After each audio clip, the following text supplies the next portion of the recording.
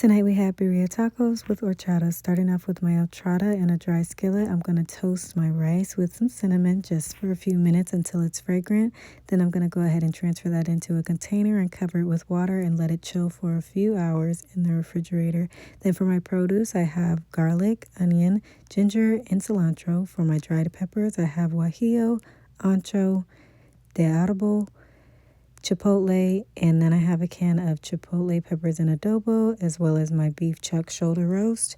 Then I'm going to roughly chop my onion and cut my ginger in half and add that to a sheet pan with garlic and broil those for a few minutes until they have some color on them. Then I'm going to go ahead and de-seed all of my peppers by removing the tops, cutting them open, and taking all of the seeds out.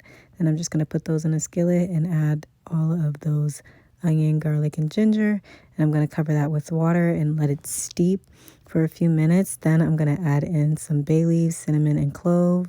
Let that steep. Then I'm just going to go ahead and cube up my chuck roast and season it with everything you see on the screen here.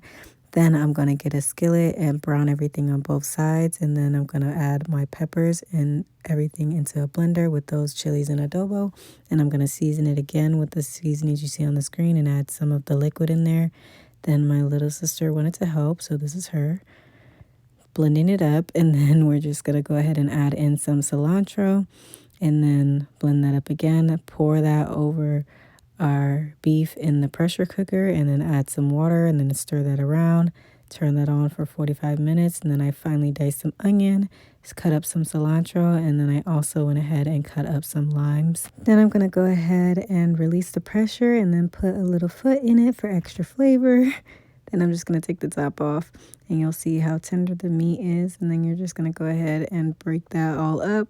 Then to make the horchata, here I'm just adding my rice and water into the blender. And then I'm going to just strain that over my pitcher, and then I added in some evaporated milk and some sweetened condensed milk, and I ultimately did end up straining this again. Then I added in some water, some milk, and some Mexican vanilla and a little bit of sugar, and then I just stirred that up. And I'm going to go ahead and get my white corn tortillas and some Oaxaca cheese, and then I'm just going to dip my tortillas in the consomme, add the cheese, then I'm going to add the beef, then I'm going to add onions, then the cilantro, fold them over, making sure to toast well on both sides, and there you have it. Hope you guys enjoy. If you try it, let me know.